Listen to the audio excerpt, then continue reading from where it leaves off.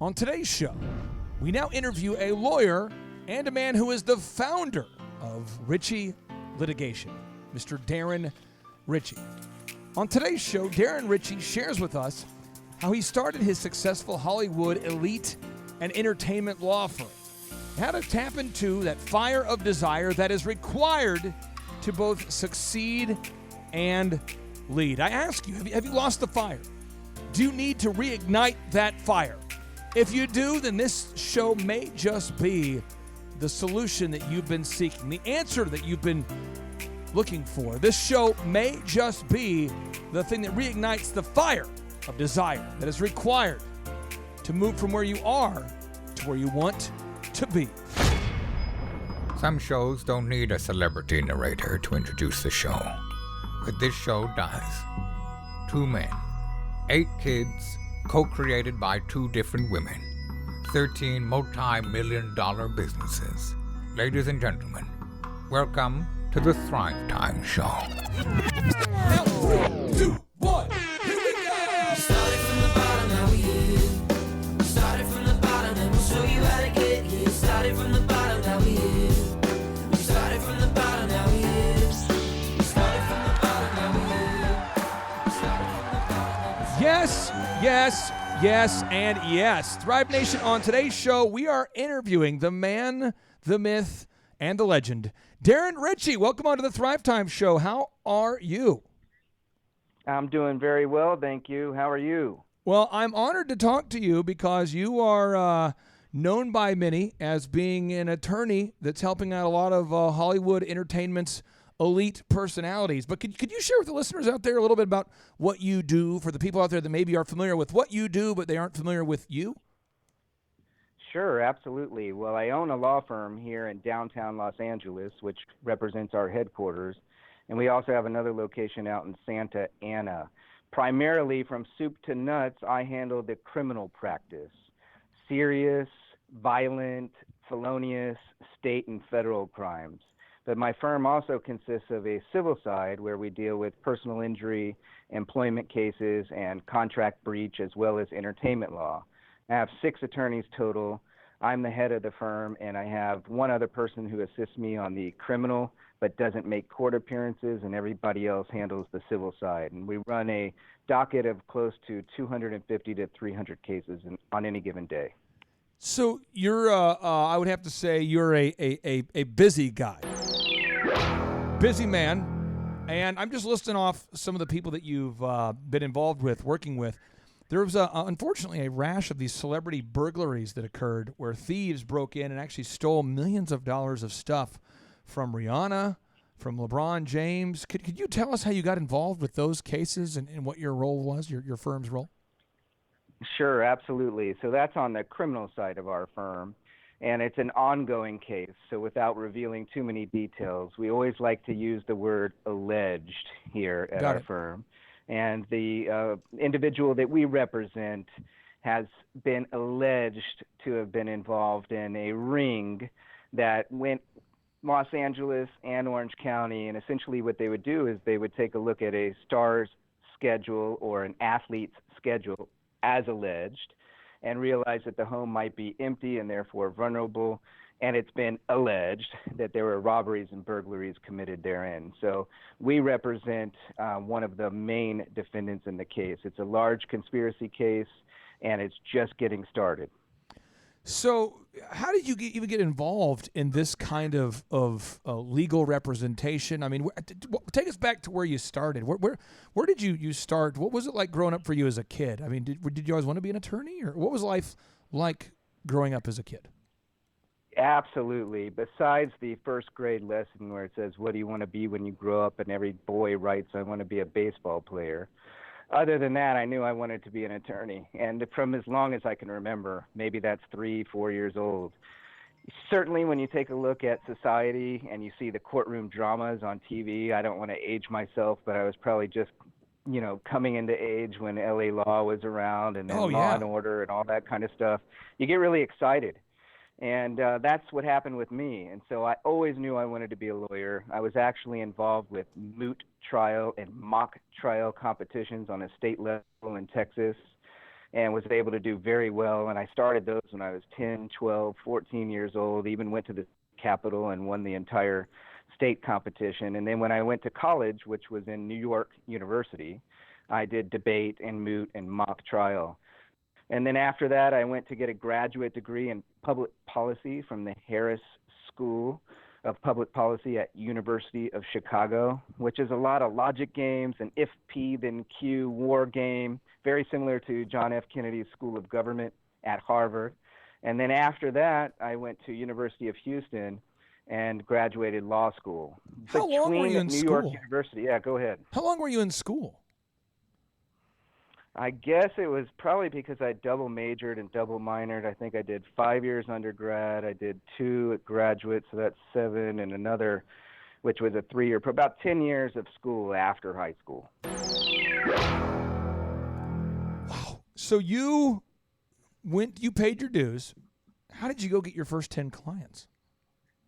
Well, it's actually a bit of an interesting story. I actually started working as a transaction associate at a big law firm in New York after college, but before law school. Got it. And I was invited to come, and I was there for 2 years. And we worked on cases that would basically lend a lot of money as banks to people like Donald Trump, for example, to build big buildings in New York City.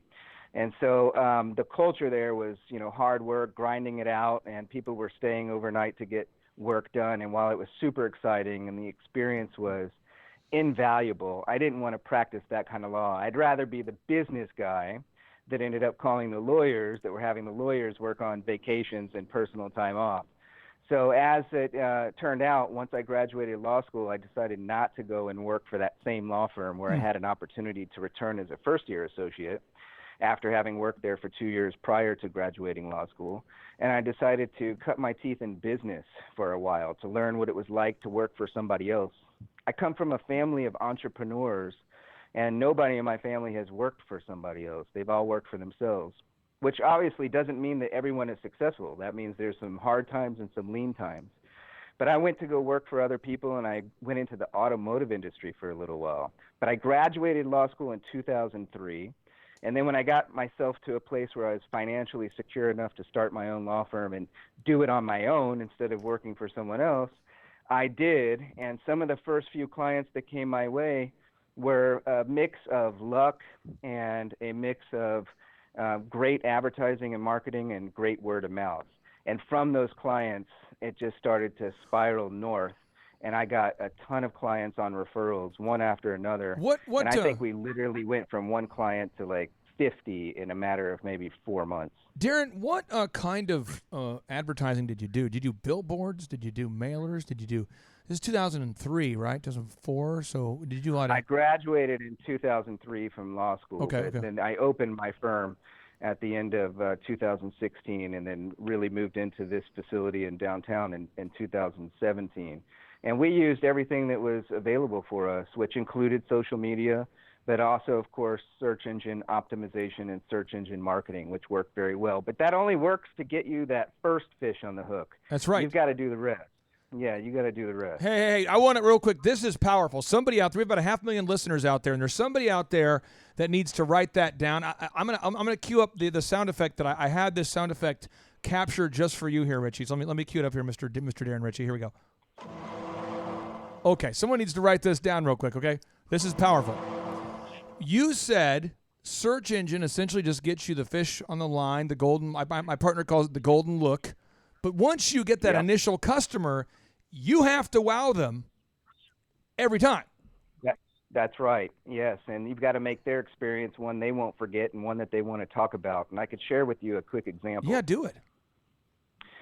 So I got a client who was referred to me from another case who was actually incarcerated here at a facility downtown, a federal facility. And he and I met, and he was arrested and indicted on a federal conspiracy charge, which really had a life consequence as his maximum exposure with regard to penalties. And he had previously had government defense lawyers working for him. And we met, and he told me that the best deal that he ever got in terms of a plea bargain was 32 years. And he was looking for somebody else to give him more options. He had a 2-year-old son, and he was adamant that he wasn't as guilty as the indictment said. As so guilty. I took his case. Yeah, and I mention that because, there's some details there, but with regard to conspiracies, the essential basic level of the law is that two or more people have to agree on the exact object of the conspiracy. For example, if you're in a drug crime, and I know this could be a bit controversial, but if you are distributing marijuana, those have different consequences than distributing harder drugs. And if you're alleged to have done both, but you've only done one, then it's key that you have representation to make it clear which one you're guilty of and which one you're not. Well, the prior counsel had secured a 32-year plea deal. Now, this gentleman was in his early 30s, and with federal crimes, you serve 80% of your time. So doing some quick math there, this guy would have served a lot of time. And he would have been out without having seen and completely missed his child's upbringing. So we got involved in the case, and within probably a month and a half or 2 months later, I was able to get him out on time served, which was only 7 months at the time. It was a very unique situation. And from something like that, that's that powerful and impactful and really changes somebody's life, obviously he yelled from the mountaintops, my name, our firm's name, and built a reputation. And literally after that, it was just one after another. And so we've been blessed. And I know you are a guy, from what I can tell, I mean, I researched you, you've obviously had some success, is that you're not going to sit there and, you're not gonna, it's the attorney-client privilege stuff. You're not going to share a lot of the details of specific things, one, because you can't do it, but could you share with us about any of the big companies or people that you have represented, or are you not allowed to share that at all? Well, they would have to give me permission first. Got but it. If you look on my website, everybody that we have on there are folks that have granted permission. There we go. We have some big clients. We have some clients that are in the cannabis space, which is a interesting hedge for us, having both criminal and civil, with cannabis here in California gaining a lot of momentum, and certainly in the legal environment. There are issues now that are coming and confronting these companies which look a lot more like corporate type of problems and headaches, which they didn't have before, versus criminal headaches. So one of our clients is Brass Knuckles, which was a very popular vape pen company in California that got into some business disputes, and we're really proud to represent them because these are big boy problems, and this is what happens when you step out from black market and into white market, and you need representation. So we have clients that also, have a lot of star power as well that are in that space, and we're very happy to do what we can to make sure that their rights are heard, listened to, and followed every single time. Now, Josh, you're here with Living Water Irrigation. He's one of our show sponsors there, and Darren, he owns a company called, again, Living Water Irrigation. It's a company that does sprinkler systems, outdoor lighting, illuminating the home decor, the exterior, home exterior. Josh, what questions do you have here for Mr. Darren? Hey, Darren. Thank you so much for taking my question, sir. Appreciate you being on the show. So you said you basically went from one customer, within 4 months to 50.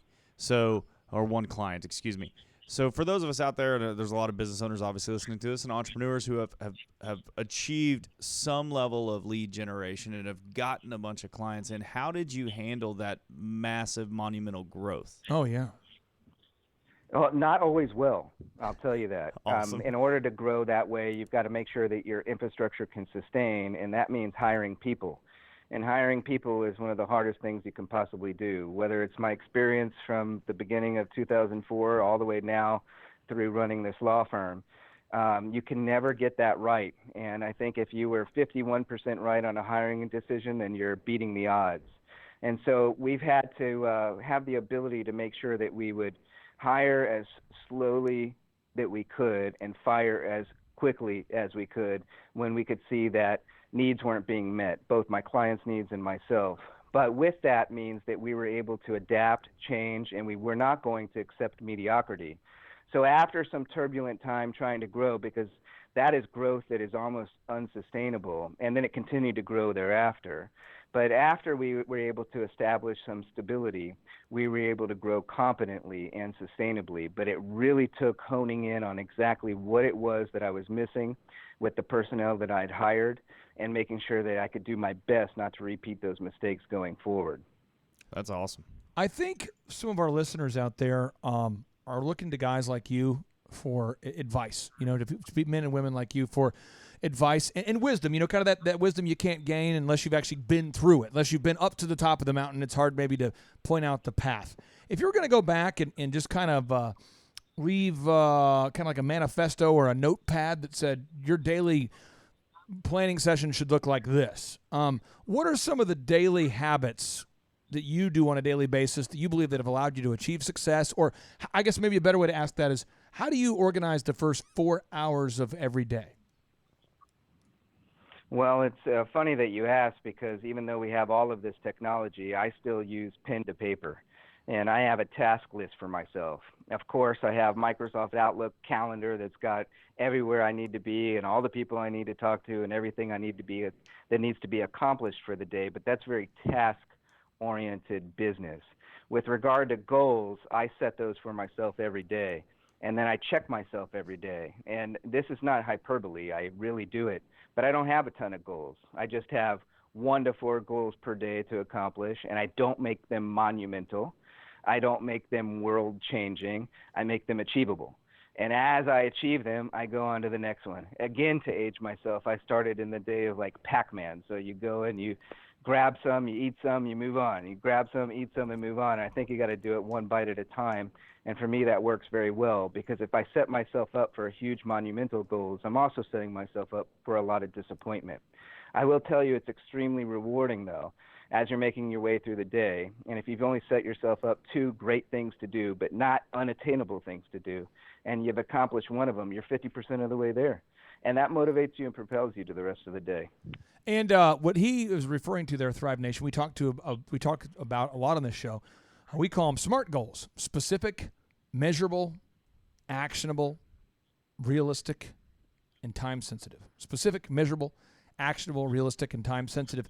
Not crazy goals that aren't doable. Darren, could you maybe think back on your to-do list for the last couple of weeks and maybe just share one thing on your to-do list, or the kind of thing that's on your to-do list, just to make it a little more, give the listeners a little more mental traction as to what you're talking about?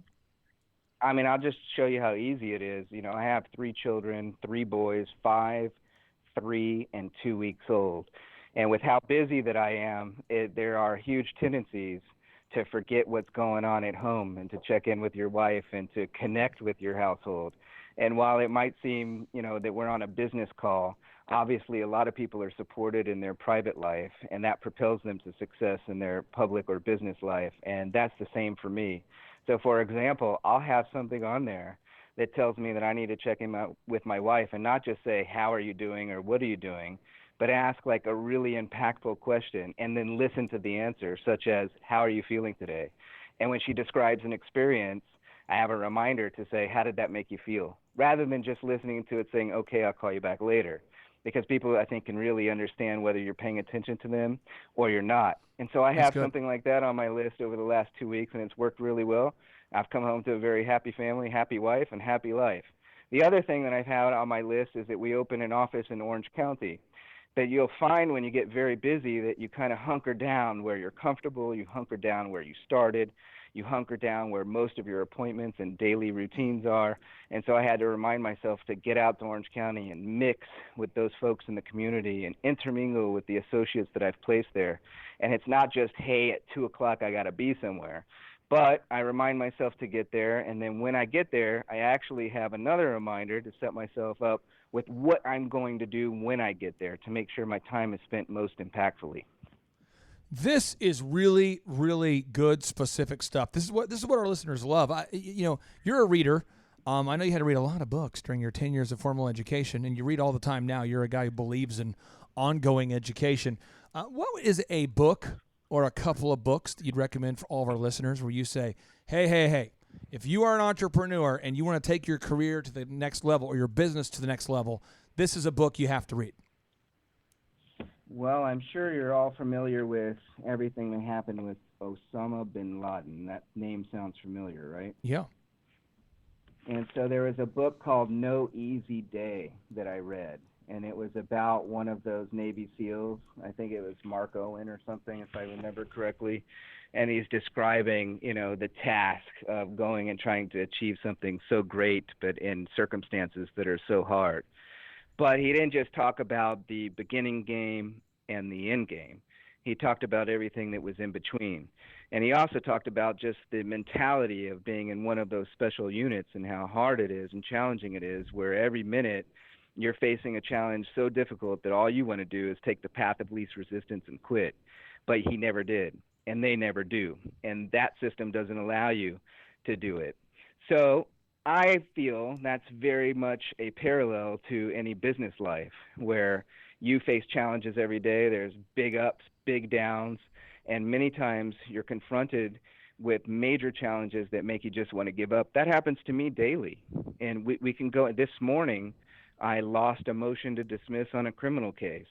But you just say, you know why you went there, and you know what you were doing was right, and you know you've got something else right around the corner, and you've got other things up your sleeve for the next time.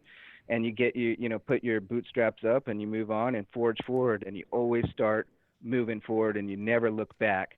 The only time ever I think that it's important to think about where you're going and where you came from is for experience and to learn not to do something again that was the same thing that you screwed up before. Other than that, always forge forward. And this book just made me think, you know what, if these people could do it under those circumstances, surely I don't have it that bad.